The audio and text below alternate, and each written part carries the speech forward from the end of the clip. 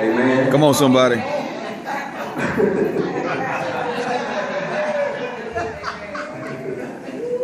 I know everybody can attest to that one. Brother Ben, we got something at work, don't we? But Abraham and God, they had a constant and consistent and pure communication. See, when you have a good relationship with God, and He calls you friend, when you need Him, in Isaiah 65 and 24, it said, "It shall come to pass that before they call, I will answer." Yeah. And while they are yet speaking, I will hear. John 33 and 3, "Call unto me, and I will answer thee, and show thee great and mighty things, which thou knowest not." To have a relationship is very important, because we go through things and we don't always have the answers. Our friends don't always have the answers. Sometimes when you bring it to God, He's not going to give you the answer. You have to wait for it. You have to pray. You have to endure. You have to press. You have to push. You have to make your way through. But you get there. But you have to continue forward. And you have to have that relationship. You have to continue to talk to God. When Abraham, when he was up on the mountain and he was getting ready to tuck the knife in his hand and stretched his hand out and was getting ready to slew Isaac, they said an angel, the voice of an angel came out of heaven and called Abraham twice. "Abraham, Abraham!" Heaven knew his name.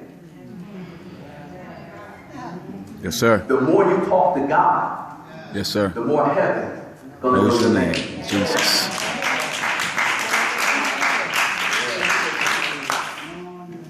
You can't just think God's just gonna fix it. We gotta invite Him in.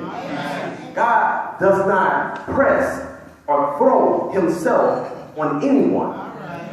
He's chosen us, but He still does not press or throw or push Himself on anyone.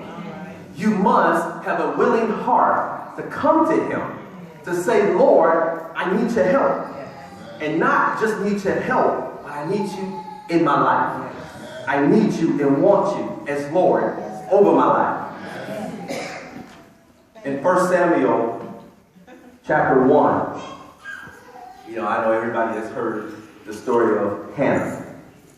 It's an awesome story about a woman who was barren and couldn't bear a child, and she gave birth to Samuel, a prophet of God whose word never fell to the ground. But I was reading this passage of scripture, and something jumped out at me that made me say, "That's interesting." Peninnah was Elkanah's other wife. Elkanah was Hannah's husband. He had 2 wives. Peninnah, she had children. Hannah couldn't have children. But Peninnah would torment and tease and push Hannah. Peninnah, her name means pearl. And when I went and I looked up pearl to understand how a pearl is made, a pearl actually starts off as a grain of sand. And what happens is deep in the bottom of the ocean, oysters or mollusks, while they're feeding on the vegetation, sometimes a grain of sand or a parasite gets inside of them. An oyster or a mollusk, they have this substance inside of them called nacre. So if anything enters into them that's not a part of them, it causes irritation to them. So it releases this substance called nacre, which puts a shield around that which is irritating them. Sometimes that person that's agitating you, you don't want always for them to just leave you alone.